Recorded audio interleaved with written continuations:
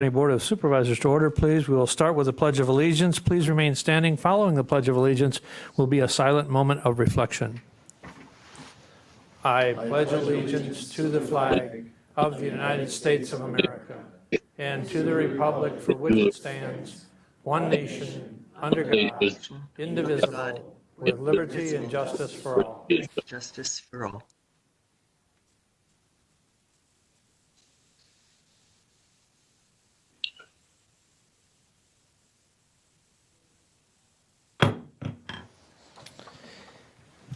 Thank you. We will have the reading of the notice, please. An educational meeting of the Marathon County Board of Supervisors will be held at the Marathon County Courthouse Assembly Room, 500 Forest Street in the city of Wausau at 7 p.m. on Thursday, January 18th, and the agenda was duly signed and posted. Thank you. I would like to request everyone please silence your cell phones and any other electronic devices as to not to be an interruption to the meeting, and I thank you for your accommodations. Moving on to roll call, I'd ask all the supervisors to please sign in to roll call, please.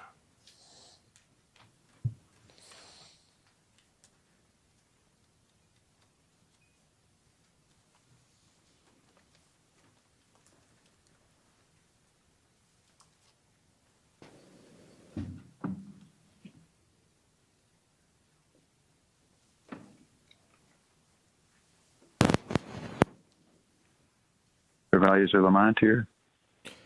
Thank you, Supervisor Lamont. We have you recorded. Thank you. McKillin, present.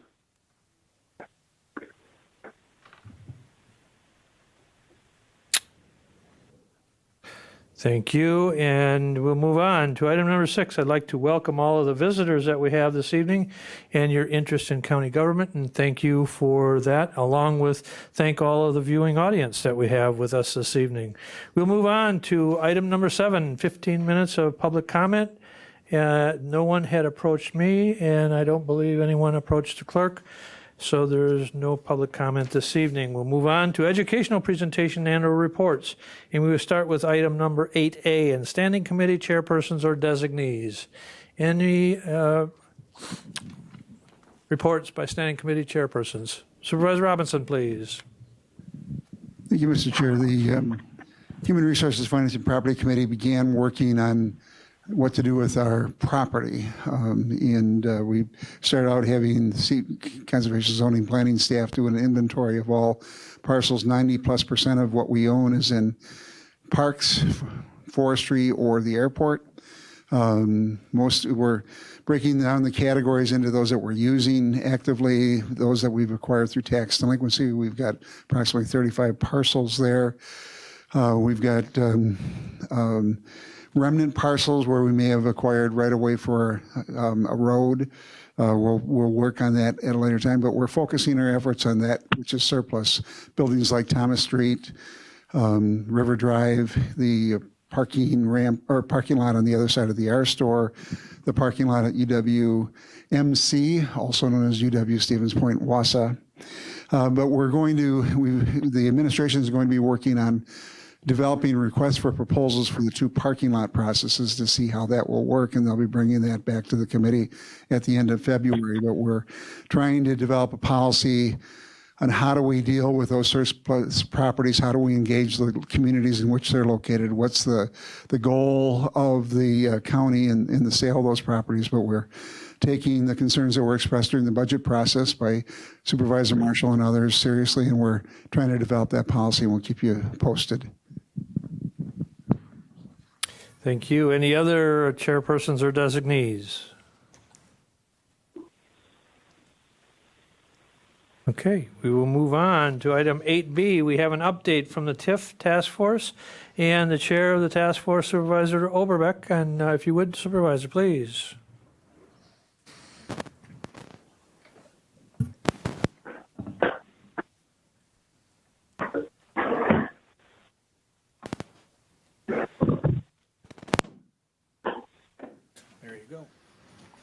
All right. Thank you, Mr. Chair. The TIF task force has been meeting over the last few months, starting in October, and we had our last meeting in January, and We would like to give you an overview of what TIF or tax increment financing is all about. This is basically our educational presentation on some of the facts with tax increment financing. And also we've got some figures that we've included that tell a little bit about the story about how many districts there are, some of the investment, what the values are, and what our next steps will be. Our goal is by March 31st to come back with some decisions on how we might go about policy changes or what we can do both locally and possibly at the state level. There's some definite things that we can do, and there's certainly some things we cannot. The county, through the Joint Review Board, has a voice, but that is somewhat limited as far as where that goes after that in the formation of TIFs. So what is a tax increment finance, or what is tax increment financing? TIF is a financing option that allows a municipality, town, village, or city to fund infrastructure and improvements through property tax revenue on newly developed property. We've all seen the graphs as far as when a TIF is established, the base value of that property is set. Then for the period of the TIF, any value or any property value that increases is called the increment. And that's what's used to pay back all of the financing that projects are developed, infrastructure is improved, and until that's paid back, the TIF cannot expire. There's a definite period as far as what in the TIFs, and we'll talk a little bit about that, how long they can last and how they can be extended or amended. But there's different options. Things are also changing at the state level, and we'll show one example of that. How does it work? As the property values rise, the municipality uses the property tax paid on that development to pay for the projects. After the project costs are paid, the municipality closes the TID. The municipality, schools, county, and technical college are able to levy taxes on the value of the new development after that closure. How did TIFs begin? Wisconsin first adopted TIF legislation in 1975 to address blighted areas in urban neighborhoods. High interest rates were making government borrowing expensive and municipal investment in infrastructure and redevelopment unattractive. And the high cost of redeveloping blighted areas compared to developing open green areas. There's been TIF legislation changes throughout the years. Basically in 1975, it was dealing with blight, rehabilitation, or conservation, industrial projects for city and villages. 2004 added mixed use. 2017 environmental remediation. And then towns were given, and then later villages, some, I guess, ability to use TIF through different projects. You'll see that as towns, agricultural, forestry, manufacturing, and tourism, and some of the same as what the city was allowed under 66-1105, which was the first statute that allowed TIFs. What is involved in a TIF creation? The municipality identifies an area, the tax increment district as appropriate, or tax incremental district as appropriate for a certain type of development. The municipality identifies projects to encourage and facilitate the desired development. One of the things that a municipality must do is must affirm that the development would not happen but for the use of the TIF. And that's really important because the municipality must believe that without TIF, the development would never happen. So that's a strong statement. And state law requires the Joint Review Board to oversee each tax incremental district. The Joint Review Board, which we have one representative, the other representatives are the school district, technical college, and the municipality, and one public member. Their responsibility is to approve or deny the creation or amendment of the TID. When the JRB, the Joint Review Board, approves a TID, it agrees the development needs tax incremental financing to proceed. that JRB taxing jurisdictions agree to satisfy or sacrifice some amount of tax revenue for years into the future, expecting the tax base will ultimately increase. And there's a decision criteria that the JRB must follow. And they must make a decision based on the documents and information provided by the municipality and 3 criteria found in the state law. The JRB must determine whether the development as expected in the TID would occur without the use of the TIF, the but-for requirement.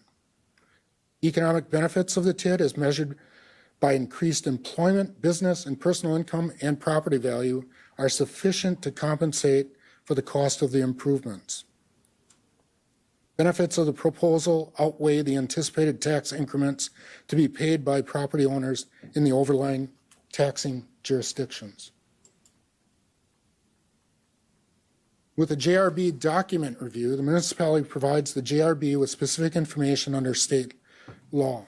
Specific projects and costs, including the amounts expected to be paid by tax increments and the estimated tax increments over the life of the TID, value increment after the project costs are paid and the TID terminates, reasons why the property owners benefiting from the improvements within the TID should not pay the project costs.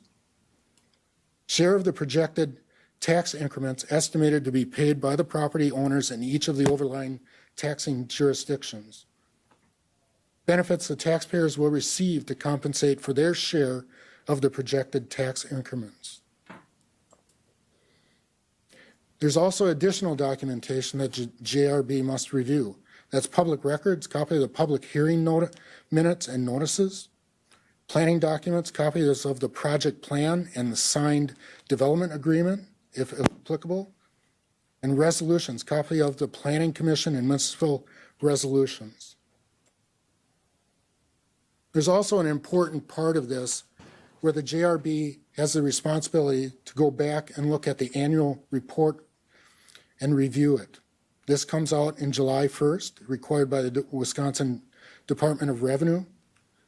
And a standing joint review board must meet by July 1st or when the report is available, depending on some of these JRBs, because of the county's involvement through all of the different joint review boards, has scheduling that they need to accommodate to review those.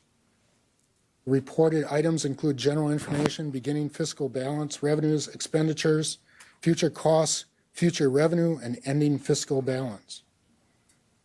And that's an important part because it really tells about the performance of that TID. That's, once that joint review board makes the vote and gives the go-ahead for that TID, then the information is collected. They're off on projects. That's one important part of keeping, accountability within that process, is to look at those and review those on an annual basis. How is it doing? Can we do better?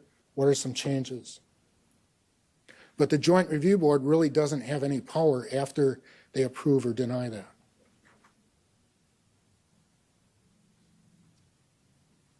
These are important questions. This is all information that's within the tax increment financing guides that's put out by the DOR, the Department of Revenue. Would the expected development occur without, but for, the use of TIF? Would the development occur if the project was scaled back or the time frame pushed out? Did similar projects proceed without the use of TIF? Number 2, will the development's economic benefits measured by increased employment, business, and personal income and property value compensate for the cost of the improvements? 3, do the benefits outweigh the taxes residents of overlying districts are expected to pay? And that comes back to net new construction, because we'll go through that a little later, but that in effect pushes some of the cost back on the taxpayers. Number 4, how does the planned development fit into the overall economic picture in the district? How does the development fit with other development in the district? Will the potential businesses benefit the district in the long term? How many and what type of jobs will this development create? Number 5, how does the TID benefit taxpayers in my district? Is the total expenditure for eligible project costs feasible? Number 6, is there a better use for the development site, the tax revenue, and the limited TIF capacity? What is the general opinion of my district's residents on this TID? 8, how will the planned development affect the demand for services in my district? Consider items such as increased population, traffic impact, fire and police protection, emergency medical services, water, sewer, administrative services, increased student population, demand for training or housing. These are all impacts that the operation of the municipality would have to pick up, the school districts, the technical college. Is the developer receiving a subsidy such as a cash grant, incentive, or forgivable loan? If so, how is the need and benefit analyzed? Is there a written developer's agreement? Was the public informed of the developer's subsidy in the published hearing notice? Number 10, what guarantees are in place to ensure the development will occur as anticipated and the property value will increase as expected? These are all questions that during the Joint Review Board, the members should be asking, and asking even before they get to the Joint Review Board of their constituents. What happens when a TID terminates? The municipality must terminate the TID at the end of the maximum life or when the tax increments collected exceed the approved project costs. At termination, the entire TID's property value is available for the overlying taxing jurisdictions to tax. When a TIF district terminates, 50% of the increment of the former district can be added to the community's allowable levy. That's important because there's a change that is occurring this year in 2024 that will reduce that amount that can be added. And we'll go through that. What is the maximum life of TIDs? You can see different years, anywhere from 27, 20, 16 years for towns. So they vary. Then they have also the ability to extend them based upon certain circumstances. And this is just a matrix. You can't see it very well up there, but it gives some criteria as far as what can and can't be based upon the type of TID and when the TID was created. TID extensions. After a TID is created, the municipality may extend the TID's life. An affordable housing extension, 1 year if the municipality improves the housing stock. Standard extension, a request to the JRB with an independent audit that showing the TID cannot repay project costs within the maximum life. And then there's a technical college extension that allows for 3 years based on if it was affected by the change on how the technical college assigns taxes or taxes. This is Marathon County as it exists as of 2023 with active tax incremental districts. They vary when they were created. Some have have extensions, but some are set to expire soon. Some are not. In 2040, 2044, 2048 in Schofield. This is the TID value increments that are existing within the district as of 2023.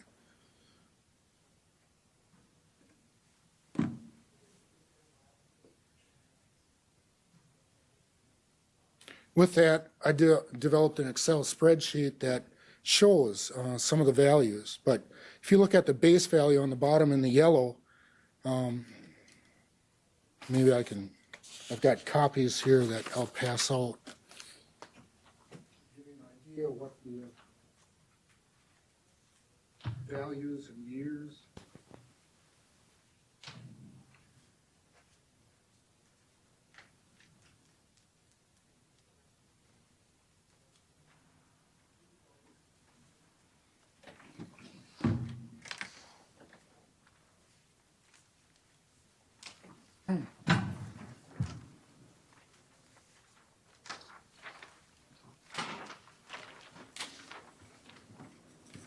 But right now, the base value of all the TIDs that are still open in Marathon County are $627,313, or $627,313,400.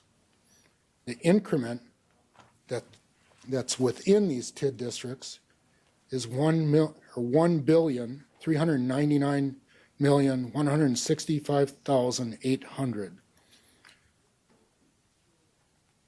So that puts the current value within these TIDs with base value plus the increment at $2,26,479,200.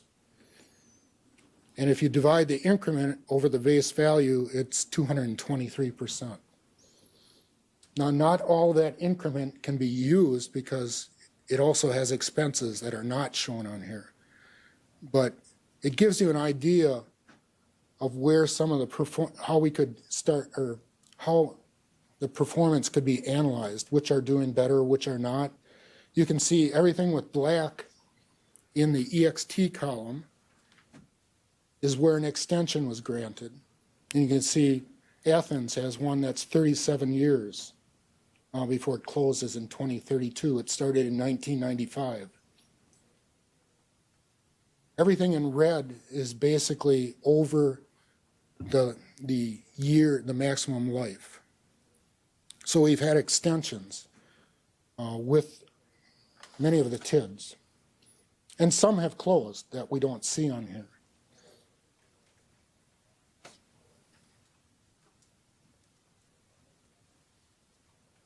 Are there limits on the use of TIF? And the answer is yes. State law limits a municipality's ability to create new TIDs and add property to existing TIDs. The equalized value of the property in a TID plus the value of the increment of all existing TIDs cannot exceed 12% of the total municipal equalized value. And over on the side is the 2023 amounts that are in TIDs. So many of our cities, villages are over the 12%. And that's potentially because of a lot of increased value through inflation, what's been happening in markets. But it is something that is happening throughout Wisconsin when you look at these numbers.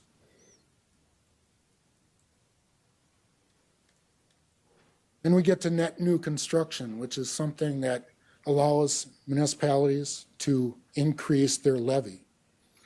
And it's based upon all the value throughout, including TIDs or also outside of the TID. But then the TID amount is subtracted from the overall value. And what it happens is that TID then does not pay all of the taxes for the or is not part of that levy cost.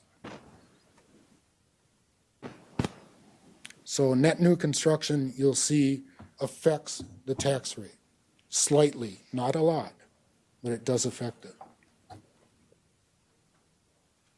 There's current legislation. The municipalities continue to receive levy limit adjustments under the provisions of the former statute.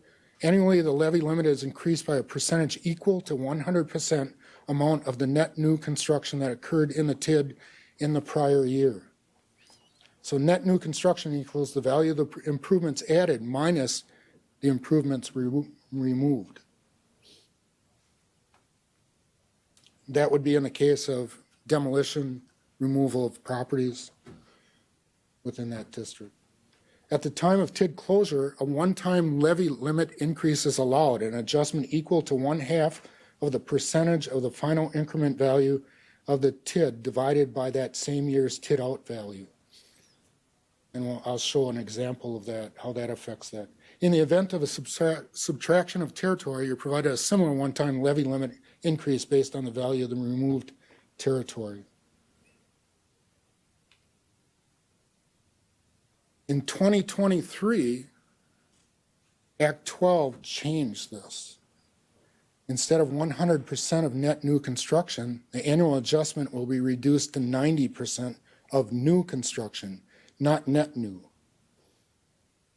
At TID closure, the one-time adjustment will be reduced from 50% of the final incremental value to 10% of the new construction that occurred from the time of the TID creation through its closure, basically representing 10% not collected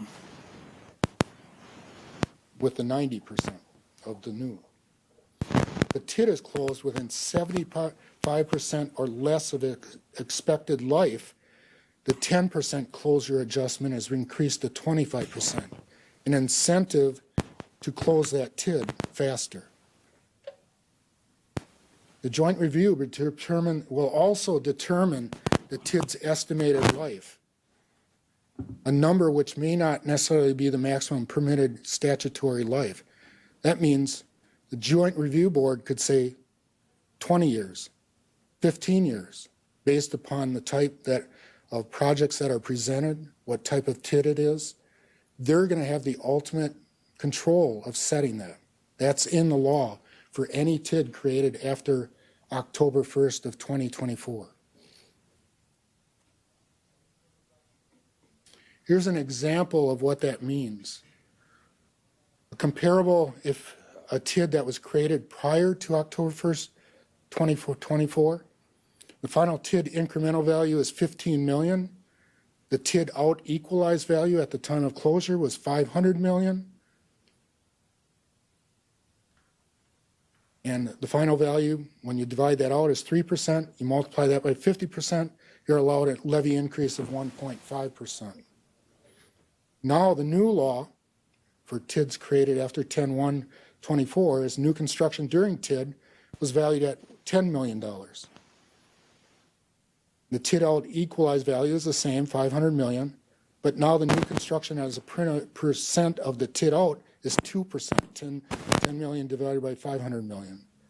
Now multiply that by 10%. You're allowed a 0.2% increase. Now if you close it earlier, the TID closes 75% or less of its expected life, the percentage increases to 0.5%. So those are the changes that have happened with some of what's going on with trying, I believe, to incentivize TIDs not going their full life. And what steps can we take? The TIF task force discussed what options we would have as far as looking at policies and how we might look at TIDs to make them perform better, not get rid of them, but make them perform better and be a success. First, we've got to define what the success is for a tax increment district. What does that look like for the county? Define the role of the county board and its committees in developing policies to guide our joint review board representative. And then be able to debate the pros and cons related to TID formation based upon the information provided at the JRB. Our representative will come forth and with that one vote and one voice, ask those 10 questions or be able to answer those 10 questions. The other route is legislative advocacy at the state level and advocate for state legislative changes to improve the performance of TIDs as they relate to county and community interests. Because that's where changes are being made, just like the one I'd shown you about closing a TID early, the different percentages going downward as far as what is allowed as far as tax levy increases. So there's two different paths, one to advocate locally and one to do it at the state level. And that will be our job for March, is to start looking at how policies are developed, how do we look at performance criteria to define how it's best for the county's interest. And the school board should be doing the same thing for the school board and the city for their interests. But there's different perspectives, which I think can be valuable at the joint review board. And that's where the decisions are made. It also involves, we talked at the task force about public involvement. That doesn't necessarily happen at the joint review board, but it happens at the planning commission meetings. It happens at the meetings out in the public discussions with their constituents as far as what their opinion on these TIDs are. Are they good? Do we need that development? What has the planning aspect been? So it's a lot of factors that have to be looked at. It's very difficult to quantify how it affects your taxes. Because would it have, according to if the but-for question was answered that it would have never happened, then that money is not there. I mean, it can't be accounted for because it would have never, that development would have never occurred and the tax base would not have increased. So that's the question. And that's the most difficult question is but-for. Are there any questions? I know this is a lot to go over, but and it's confusing when you go through the numbers. I do have a question. Supervisor Cavalli first. We'll use the software for requesting to speak. Supervisor Cavalli. Thank you, Mr. Chair, and thank you, Supervisor Overbeck. This is a really good presentation, and I think you're heading in the right direction with defined success. And I think that if TIF and TID districts have been around since the 70s in Wisconsin, right? That's what you said up there. There's got to be some data available on the TIFs and TIDs that have closed. Mm-hmm. So I think the success data would probably come from those ones that have already closed, correct? Yeah, one of the things we wanted to look at was what has resulted what has occurred because of TID closures. How much money has come back in? When has it come back in? Mm-hmm. Are we still waiting? What is the results? How has it helped, develop our community? Right, and I think you're on the right track. I think that, there's probably going to be some tangible results and intangible results. And what I mean by that is you might be able to collect the data on the ones that have closed, what increase in the levy have we seen, or have we seen the benefits of that? And, what benefits have the community seen as far as, when we talk about the healthiest, safest, and most prosperous county, right? Some of those are intangible, and you can't measure those. But, I'd be curious to at least take a look at that to see if that can be reported on as well, not just the tangible, but the intangible results. So, thank you. The other fact is, what spin-off development has occurred because of these TIF projects. How many people have built houses? How many people have gotten jobs? Those are very hard to quantify, especially after the fact. So that's one thing that during the joint review process, that's important to look at, is what is this developer or business bringing to the table? And it may not just be money. It may be things that are needed within the community that we do not have. Supervisor Stravinsky, please. Thank you, Mr. Chair. And again, yes, I would like to second Ron's Supervisor Cavelli's comments. That very informative report, and I think it helps a lot of us understand the process and the mechanics much more thoroughly than we did. So that's great. My question would be, we talk about the fact that the development would not occur but for, and very definitely would not occur. Which brings up the question in my mind, has there been any instances of TIDs and TIF districts where after the fact it was found that, in fact, yes, that development would have happened and the TID and TIF should not have been created? Do we know if that's ever happened in the state? Well, that's a difficult question as far as but for, whether it would occur or not. Somebody may come out of the, all of a sudden show up in town and say, I'm going to build this. I need the people.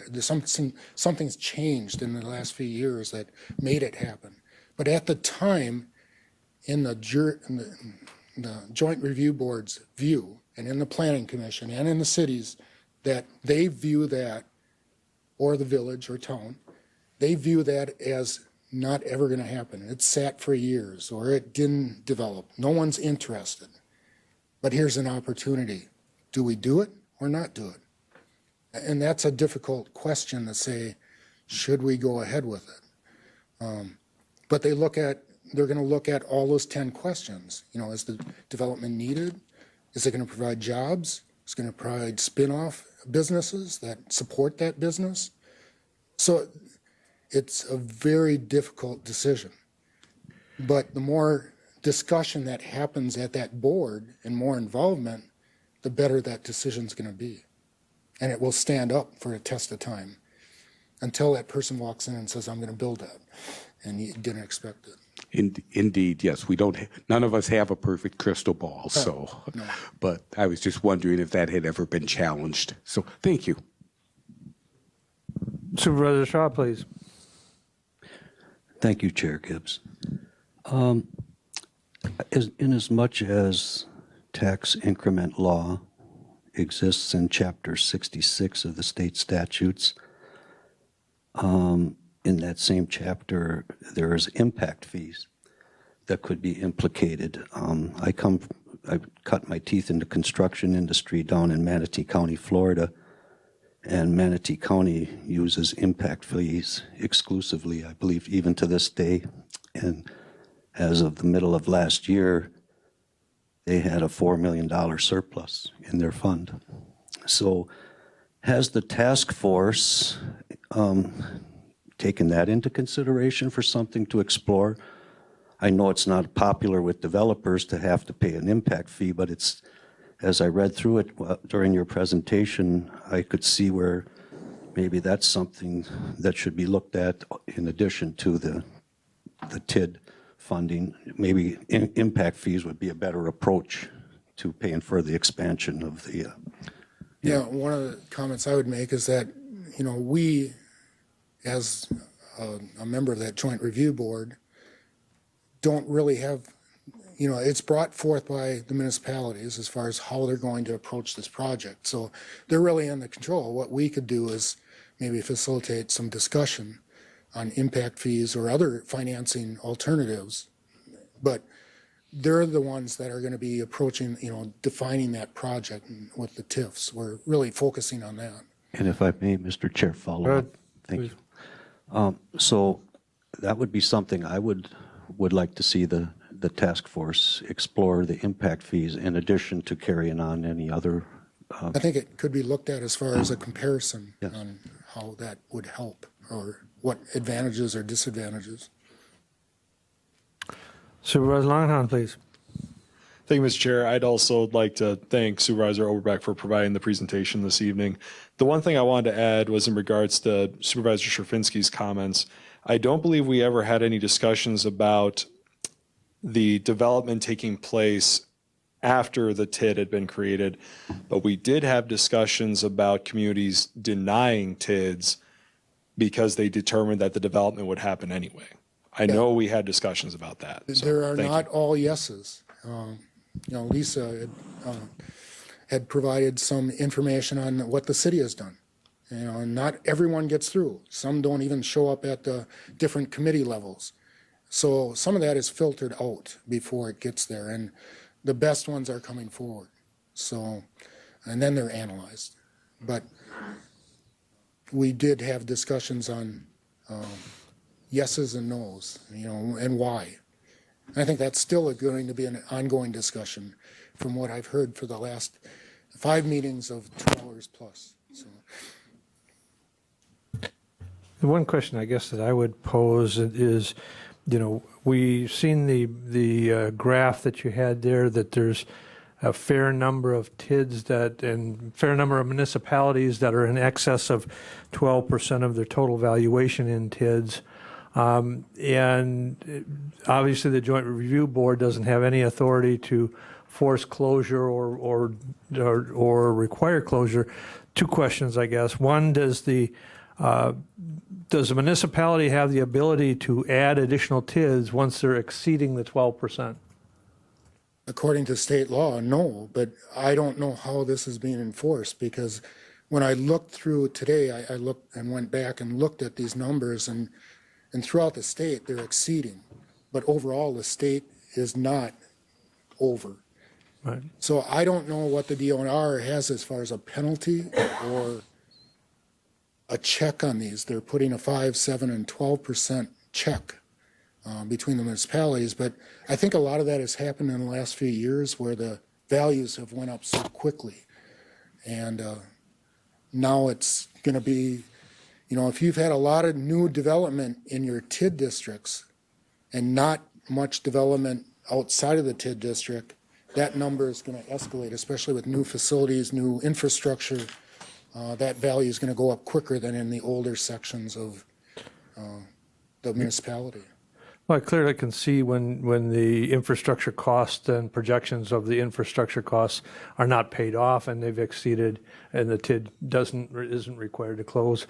But I guess the other question that I would pose to the task force is, we see some of those TIFs that become donor TIFs, and all of the infrastructure is paid for inside the originating TID plus extensions. Yet it becomes a donor TID under state statute, permissible, clearly permissible. But how is that impacting the other taxpayers in the county? Because there is a shifting of costs to some degree to the balance of the taxpayers in the county, because my math shows the $1,399,000,000 of increment value means at $3.99 that $5,582,201 of county property tax potential levy is being shifted to the tax burdens of the rest of the taxpayers. Would that be accurate? It can, and well, you also have to look at the expenses within the TIF because those need to be taken out. So it's hard to calculate the impact other than the net new construction each year, because that's really showing what the development in all these TIDs is, what's happening there. Sure. And so, what you want to do is equalize your development outside with the TIDs and not push everything. And I'll share an example. Email or give the board or some example, or we'll do that in the next phase. But there are some examples of what happens if there's no TIDs. If there's 50% basically balanced, or when it goes all in the TIDs and nothing outside the TID. And it's simplified, but there's been a paper developed as far as what is the impact. It was done last November, 2022, or before, 1 year before, that starts to analyze this. And there is an impact, but it's not a huge impact, the percentage, but it is there. So taxpayers it always used to be said that TIFs do not affect the tax rate. It's free money or whatever. It's not. Somebody has to do that because you're getting that added into what you can raise the levy to, and then you're taking the number of the valuation and removing the TID. So now you're dividing that by a lesser number, so that is spread over that remaining number. So it is affecting it, but then you have to look at what development is occurring on the outside of the TID. Is that helping out? And would that have occurred if we didn't have the TID? So there's a balancing act there, and it's all on performance. And that's some of the legislature that's going through right now. There's a project down in Evansville, Illinois. It's a $700 million soybean crushing facility in a city that's 5,700 people. Well, you can imagine with $700 million and using TIF, they're skyrocketed to 14% just with that project. They're trying to get state legislation so they can go above the 12%. They're trying to do it very transparently. But I believe it's going through. I believe it went through the House, but it's Senate Bill 787. And that is what other small communities are going to face. Or they've got to find other ways of doing that, such as what Joel mentioned, impact fees, or some other method through the state funding. So, and that will, provide jobs and basically affect the whole region rather than just that one small town. Okay, Supervisor Crivelli, please. Thank you, Mr. Chair. Is the presentation going to be available someplace, or is it available someplace? Yeah, I have that. We can get that out to the county board, the PowerPoint. Thank you. Supervisor Langenhahn, please. Thank you, Mr. Chair. In regards to the previous question that was asked, the 12% rule, we had a little bit of discussion about this at our last task force meeting, and I'm going to read from the state legislature's website just briefly here. This is Senate Bill 787. It is currently going through the legislature. I'm just going to read this section by the Legislative Reference Bureau. Under current law, the equalized value of taxable property of a new or amended tax incremental district plus the value increment of all existing TIDs in a city or village may not exceed 12% of the total equalized value of taxable property in the city or village, which is consistent with what was previously stated. Under this particular bill, or I should say under this bill, the 12% rule does not apply to TID number 10 created by the city of Evansville. So one of the interesting things, and I think one of the most beneficial parts of the task force, was actually getting to talk to a community, a large community, the city of Wausau, that has a number of tax incremental districts, because there's a lot of this in the statute. A lot of this has already been passed, that there are certain exceptions for all these different types of communities and these certain little TIDs that basically get a pass and creates an uneven playing field for those communities that, don't get those exceptions from the legislature. So to sum it up, I think that's probably playing a little bit of a part between that greater than 12% number, or what you're seeing. And also, I think it's something that the task force should discuss in the future, which is that a fair process for communities to go down to Madison and have a wish list as far as, well, this plays by the rules, but this doesn't. And like I said, that impacts those communities that have TIDs as well, because I don't think they, appreciate when their competitors in other communities have a leg up on them that they can't match. So thank you, Mr. Chair. Well, and one of the things that is interesting is the developer is playing this city against other communities and saying, we have other sites that we're looking at, but here's our concept for your site. It's a greenfield. It's out in the middle of nowhere. But it's $700 million worth of development, 90 jobs, other development. They're selling that. And they're saying, we cannot go forward without infrastructure improvements. Our board of directors is not allowing us to build this facility because we need electric, we need water, we need everything out there, which is a viable option. I mean, it sticks to the original concept that you need infrastructure and be able to pay for it somehow. And the city is not able to finance that other than through this mechanism. So in the long term, they're going to build a $700 million plant, and is this good for that city? Maybe it should be other financing sources like the state or whatever, but is this city going to be responsible for all that infrastructure if all of a sudden it goes south and it doesn't fully happen? So those are the risks. Supervisor Shaw, please. Thank you, Chair. For those that are interested in, because tax incremental law is in Chapter 66.1105, it's interesting to note that the impact fees that could be implemented instead of TID law is at 66.0617, comes before the TID law. So I would encourage everybody in the room and listening who watches this later to review those two laws and weigh out between the two. Impact fees has got maybe a better approach instead of TID. But I'm just putting those numbers out there so people can find it quick and review it on their own. Thank you. Okay, any other questions? Well, thank you, Chair Overbeck, for the TIF Task Force update, and look forward to the future updates and the final recommendations. Moving on, we will move on to the education presentation on the Family Keys update, and we have the Social Services Director, Krista Jensen, here, please.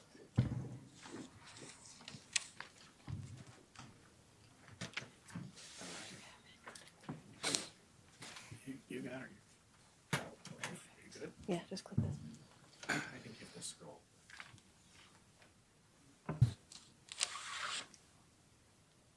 All right, good evening. Thank you for having me here, Chair Gibbs and Board.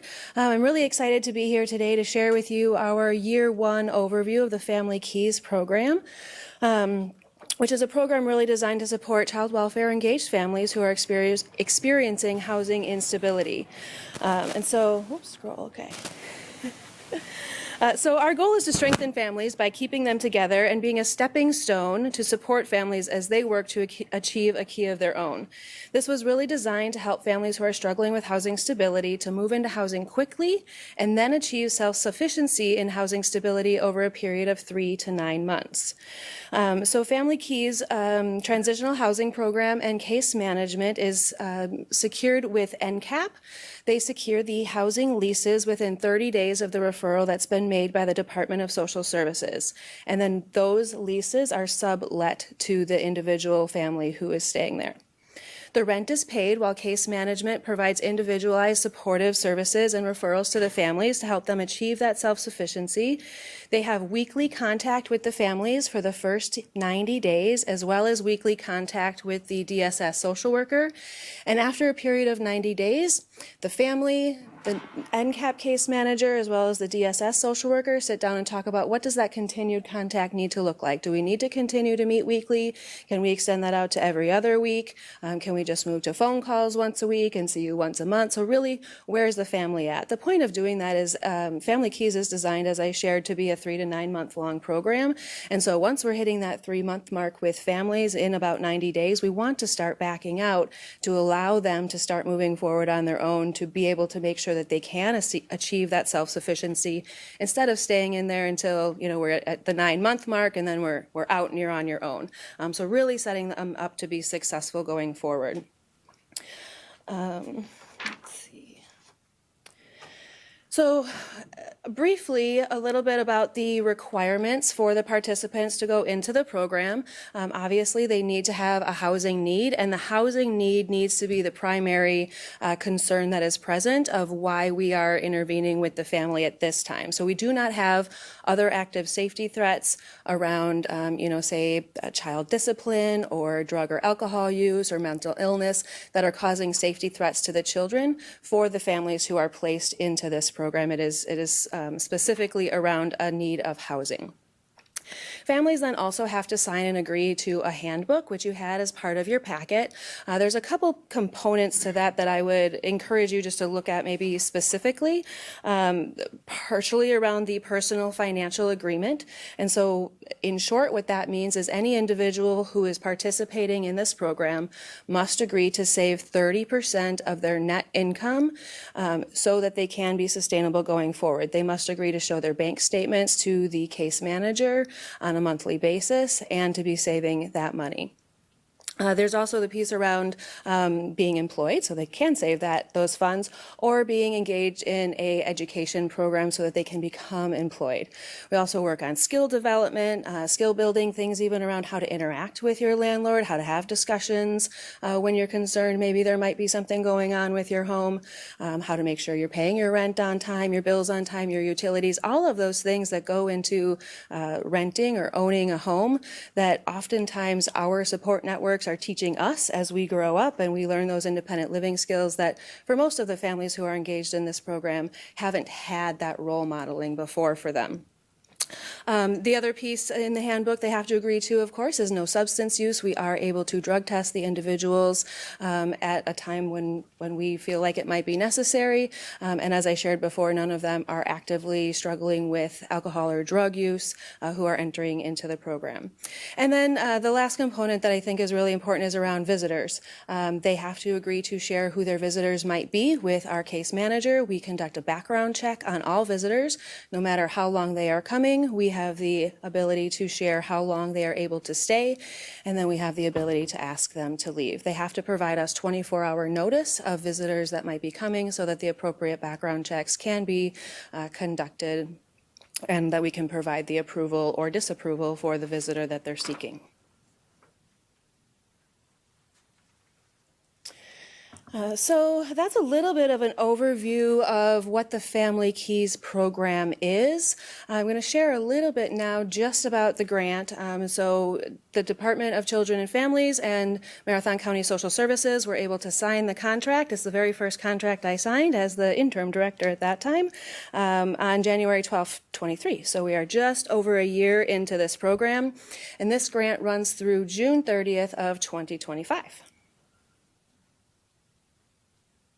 So what did we use our money on in 23? That's a big question, and here that is. So we spent a total of $128,647 on Family Keys in 2023, and you can see here what those costs were delineated to. Of course, the primary need is rent. I will share that, and we'll talk a little bit about this later on as well, but we have looked at how we can offset the cost of Family Keys with current funding that we receive from the state, utilizing our Targeted Safety Support Funds, or you might have heard of it as TSSF funds. So those are funds that are provided so that we can provide in-home safety services to families. And there's a wide variety of things that we can spend those funds on, and housing is one of those. There are time-limited services and unlimited services. Time-limited services housing is a time-limited service because of TANF. And so for families who were engaged in Family Keys, oftentimes they are also engaged in that TSSF program, or intensive in-home support. So we offsetted some of the costs of the housing utilizing those TSSF funds so that we could extend the utilization of the grant funds that we have and serve additional families. So this is my favorite slide, because this is the big outcomes. And I will share, I'm super excited about these outcomes, and I think that this program served more families than we anticipated to, and the dollars and cents are huge, but I think the impact to families, the unmeasurable pieces, are so much bigger than that. But here we go. All right, so our first family signed their lease on February 2nd, 2023.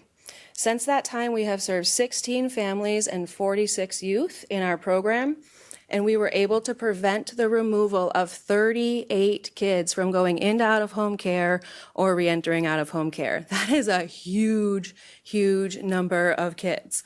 We were able to reunify then additionally 3 children into Family Keys housing, and there are 2 children who are pending going into a Family Keys home.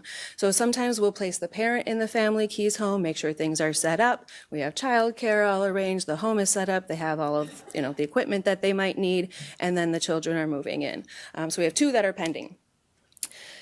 Outcomes always have some that aren't successful, especially when we serve this number of families and with the dynamics of the families that we serve.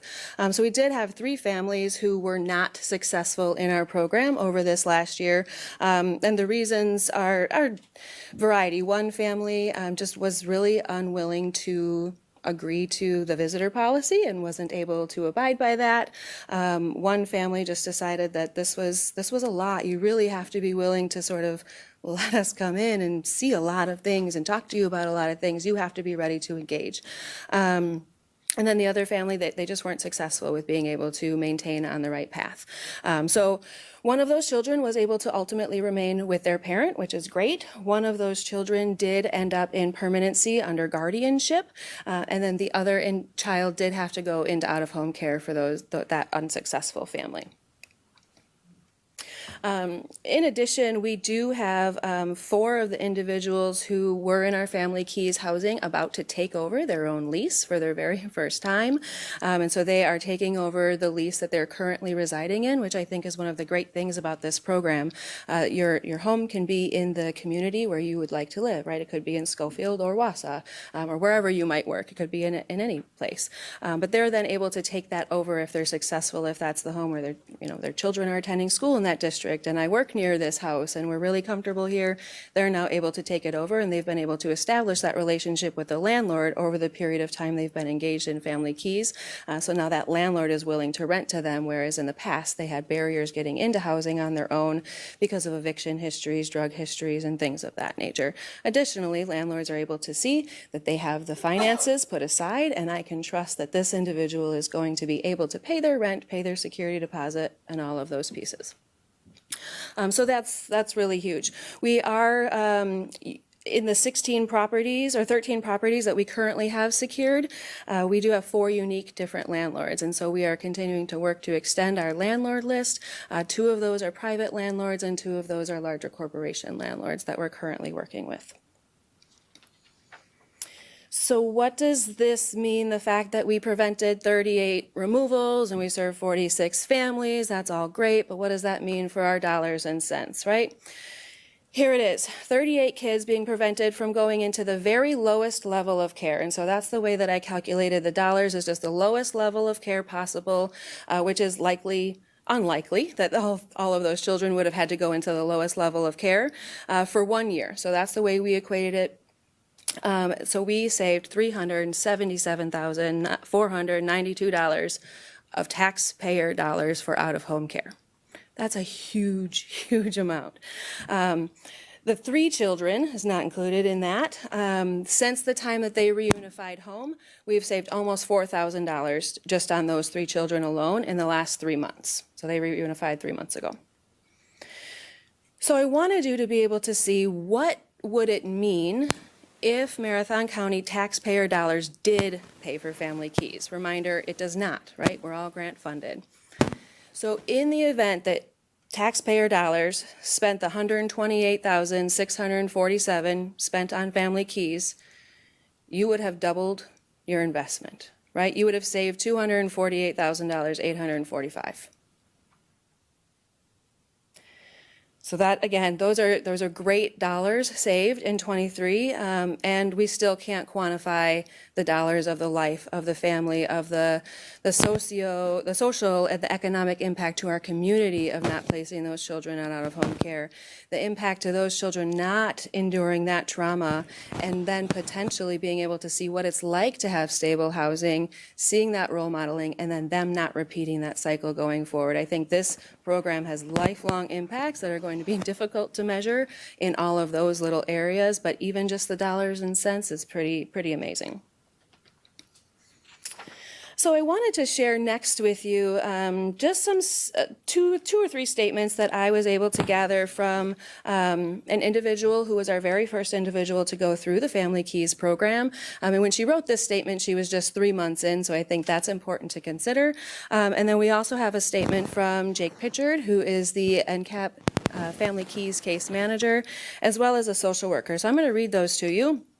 This first one is the statement by the mother who went through the program and was our first participant who did successfully complete Family Keys. She says, "Hi, my name is Christina. I was chosen to be the very first participant in Marathon County Family Keys program. It was an honor to be chosen, as well as a little bit of pressure put on me to do well so the program can continue to succeed and help other women and families. I've been in the program about 3 to 4 months. I was in the hiring process for the position that I now hold at a local retirement community when I started the program. Since then, I have been able to put away 30% of my income into a savings account. This program has definitely helped me move towards being able to pay for my own security first month's rent and have a place of my own eventually for the very first time. All in all, I feel the program is a great benefit to families who are trying to get on their feet to get their children home or keep them home.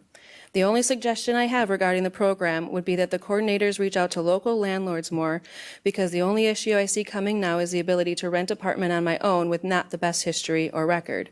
She was able to rent at the end of the time.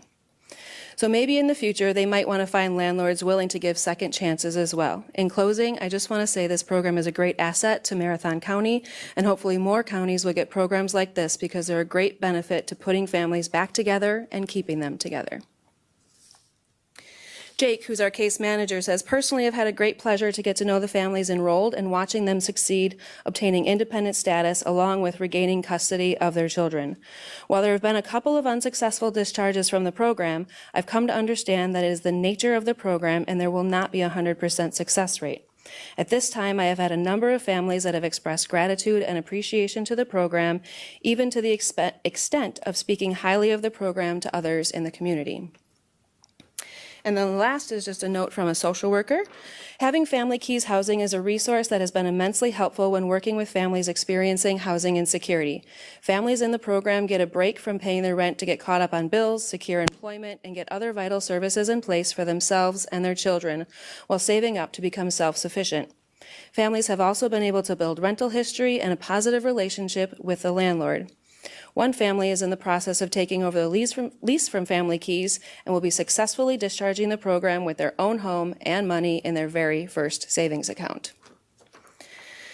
So I wanted to share those with you. I mean, really, this great work that this program has done has not been done by me. It has been done by the families who participate in this program. I think the biggest thing that has made this a success is the willingness of the families to do what they need to do to get on their feet, and they're ready. I think that's a huge testament to our staff to make sure the families who enter this program are truly ready, that there are truly no other safety concerns outside of housing instability. And we've been able to see families do things like grow their credit score by 250 points, sign their very first car loan, open their very first savings account. Those are huge milestones for these families outside of just being able to have a safe place to call home, at least for a period of time. So the next question is, what's in store for 24, right? So again, we're projecting to continue serving and saving in 24. We did decrease our 2024 budgeted foster care placements by 18 and reduced our foster care budget expenses by $230,000 and some change. We are going to work to continue to build the sustainability of the Family Keys program in Marathon County, and we're doing so by evaluating the other funding sources we currently receive to supplement supporting the program, as I spoke to you about earlier, as well as exploring different community foundation support. We believe gaining the community foundation support will help Family Keys achieve the positive outcomes that we are desiring and really resonate beyond those individual families, promoting that sense of unity and shared responsibility within our community, which I really think is just going to foster even a more collaborative approach to like building our community development and making sure that this community as a whole has positive social and economic wellness.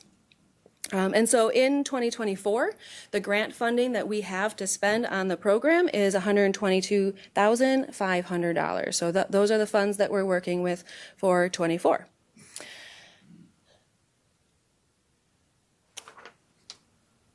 So thank you for supporting Family Keys. I know that this board had a huge influence on the design of this program. We went through a few different design aspects, and I really appreciate the feedback that we received. I appreciate the positives, the negatives. Let's figure out how we're going to make this a success, because by doing so and collaborating and having those conversations, and frankly difficult conversations at times, we got these results. So I want to just really take a minute to thank this board for taking a chance on that and giving us your honest, crucial, constructive feedback. And really just excited to share with you what we have going forward in 24 and additional results. Questions I can answer. Supervisor Robinson, please. Later in the agenda, we have a budget transfer from the Women's United Impact Grant. Could you just go over how that ties in? They're separate things. The United Women's Impact Grant, sure. But I can share a little bit about that. So our department received a grant from the United Way for the United Women Impact Grant that we would utilize in our child support department with our Elevate and Children's First programming. And so we would utilize the grant funds that we received that became available after the budget process to run a non-custodial mothers support group. We currently do run a non-custodial fathers support group and have had really positive results yielding from that. We do serve about 200, I don't have my notes up here yet, I think we have about 210 non-custodial mothers who are currently engaged with our child support programs. And so those would really help. Being a non-custodial parent, period, in society is like, how do I navigate this role? What is my duty? What's my support look like? And so after feedback from our non-custodial fathers group and seeking feedback from the Children's First participants and our Elevate participants, we decided to look at utilizing the funds from the United Way grant to run that program for the next year. There would be no tax levy that is involved in running that program. And the cost would really be to pay for the facilitator of the group, as well as meals, incentives, and transportation costs. Supervisor Marash, please. Thank you, Mr. Chair. Thank you for your presentation. And I'm very excited. Everything is going so well, as I said yesterday during the social services meeting. I'm really happy that the families get their own place to live. That was my biggest concern with when everything was presented the last time. I love that they're having a savings account. So I'm really glad that you took all of our concerns into consideration and made it the program that it is now. And I was hoping you could share with everybody else about how the other 2 counties are doing. Oh, sure. Marathon County is one of 3 counties in the state that was chosen to participate with DCF in the Family Keys program. Wood County and La Crosse County are the other 2 counties. They started their process in year 1, so they're technically, I suppose, through year 2 now of their program, where we're just through year 1. Marathon County has really, I think, exceeded a lot of expectations around the number of families that we serve, around the way that we have put our program together and how it really is its own standalone program. In La Crosse County in 23, they served 2 families. In Wood County, I believe they have served somewhere around 13 families. So we've really exceeded, of course, the participant numbers. They have wonderful programs as well. I think we are really advanced with having our handbook, with having very clear picture of who is to enter our program, of what the safety threats can and cannot be to enter our program, and we are very clear on what our oversight and expectations are for their involvement. So Marathon County has seen really, I think, significant results above the other 2 counties. Not that they haven't done a great job in and of itself, and I think it really demonstrates what DCF was looking to with this grant. As a grant without a lot of their own red tape, which doesn't happen, right?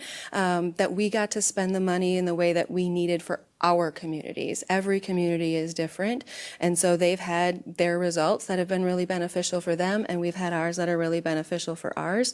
But I think the ability to utilize the funds how we saw fit that would work for those who resided in Marathon County was a huge asset to allowing this grant to have dollars well spent that clearly demonstrate fiscal savings for communities.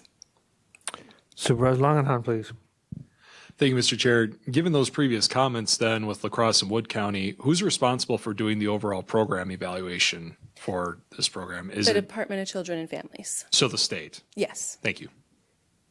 Supervisor Crowley, please. Thank you, Chair. I was wondering about the visitation policy, if overnight visitors are allowed.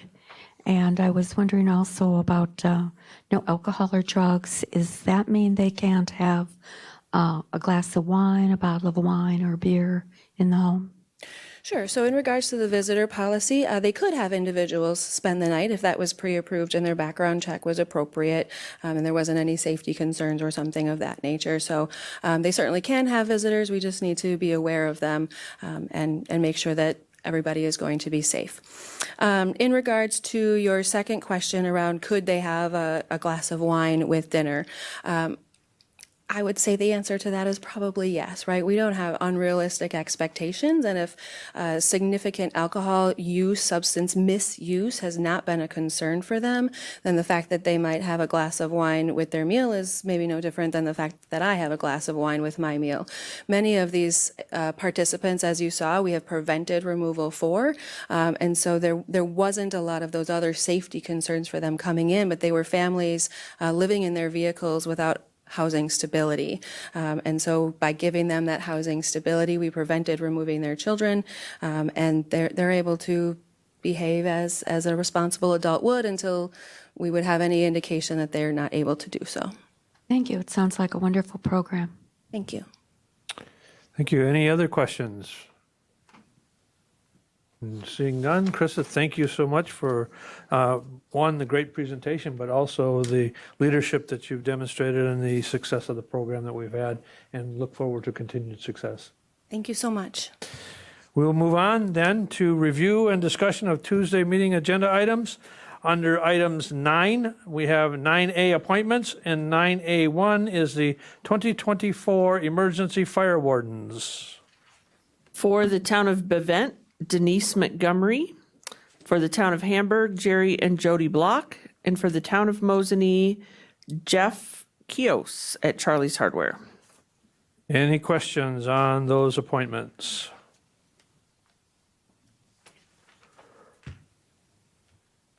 Okay, moving on to ordinances under 9B1, Town of Green Valley rezone, Keith Baxter and Clara Miller, ordinance 01-24. Questions?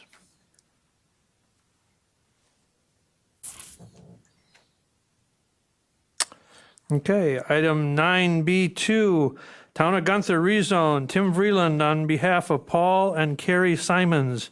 And I'd ask the chair of the ERC committee, this was a return to the board because it was returned to the committee, taken back to the committee for review on some items that were discussed at the December board meetings. So Chair Langenhahn, please. Thank you, Mr. Chair. We got a couple of notes here. As you had mentioned, this matter was brought back to the Environmental Resources Committee last month after some items were raised at our voters meeting. I just want to provide a summary of what the ERC discussed at our January 5th meeting. I thought that the ERC did a good job of addressing the matters that were brought up, and I'm going to provide a summary of each of these points here. If you'd like a more detailed picture of the discussions, I'd encourage you all to take a look at the YouTube videos. So one of the points that was raised was that the town board did not indicate clearly under question 5 of their rezone resolution whether or not the rezone had any potential for conflict with existing land use in the area, which, if you recall, that resolution didn't have either box checked. It just had an NA under additional explanation. So page 34 of your packets this evening will show our zoning staff contacting the town of Gunther for additional clarification on that matter. The town said that there is no potential for conflict with existing land use in the area, which, they effectively provided a no for question number 5. Another matter had to do with property access and the existence of a flag lot. So flag lots are actually defined in our zoning code. You can view our definition as well as examples of what would and wouldn't be considered a flag lot on pages 30 through 33 of your packets. Based on our code, this would not be considered a resolution that would create a flag lot. In addition, there were no access concerns raised during our public hearing. So after reviewing the beginning of Chapter 17 and the facts that were provided during the rezone process, I do believe an approval would be in order for this rezone yet, and I would urge you all to support it on Tuesday. Like I said, the ERC met on January 5th. We had further deliberations on this, and ultimately we arrived at our previous conclusion, which was unanimous approval. Like I said, you can take a look at the YouTube videos for a better picture of the discussion. So I'm available for questions. We also have our land resource manager, Shad Harvey, joining us electronically as well. So that's all I got for now, Mr. Chair. Thank you. Any other questions?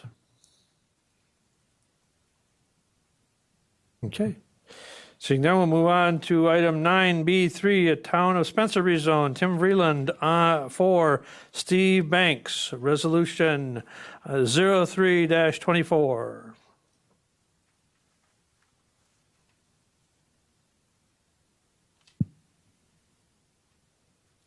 Okay, seeing none, we'll move on to item 9B4, amendments to the Chapter 19 of the Marathon County General Code, Ordinance 0-4-24.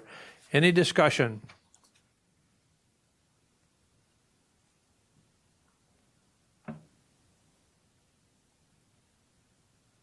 Okay. Moving on to resolutions under item 9C, 9C1, Health and Human Services Committee and Public Safety Committee. Item 9C1A, to allocate up to $50,000 of Marathon County's opioid litigation settlement funds for the purpose of conducting a gap analysis of continuum of care for treatment and recovery in Marathon County. Resolution 1-24. Questions?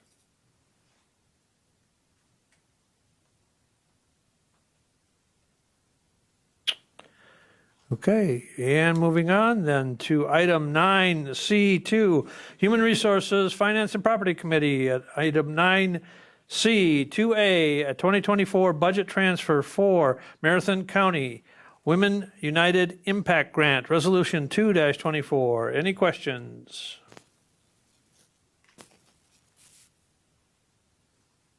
All right. Seeing none, announcements and/or requests. I have announcements from the Corp Council, please. Just a quick announcement from me. If you've checked your mailbox, this won't be a surprise. If you haven't, it may be a surprise, and if you're not here, you will want to check your mailbox. In your mailbox is a communication from me regarding the annual evaluation of the county administrator. Again, he is your sole employee, and we have an ordinance that sets forth the annual evaluation requirements. In every January of every even-numbered year, the executive committee sends a survey to the full board with some evaluation questions. That survey is in your mailbox. Additionally, if you're on the executive committee, specific questions related to the executive committee's evaluation are also in there. If you would like to return your responses to me, I did provide an envelope as well. You can drop it off. Feel free to also scan and email it to me. However you want to get it to me is fine. Don't feel like you have to mail it. You can drop it off. That's perfectly fine. Any other announcements and/or requests? Administrator Leonard, please. Thank you, Mr. Chair. If you are looking for an update on the annual work plan progress, just to make all of you aware, that annual work plan document was discussed at the executive committee meeting last week. I'd be happy to send that out in an email just to provide that to you based on the comments made by Corp Council. That's one of those things you're obligated by your rules to look at. I'll also be providing all of you with a self-appraisal document that I will transmit via email. If you have any questions, happy to take them individually. Any other announcements and/or requests? Seeing none, we are down to item number 11. We have a motion by Supervisor Covelli. Is there a second? Second by Supervisor Arstead. Any discussion? All those in favor of the motion to adjourn signify by saying aye. Aye. Opposed? Aye. Motion carried. We stand adjourned. Thank you, ladies and gentlemen.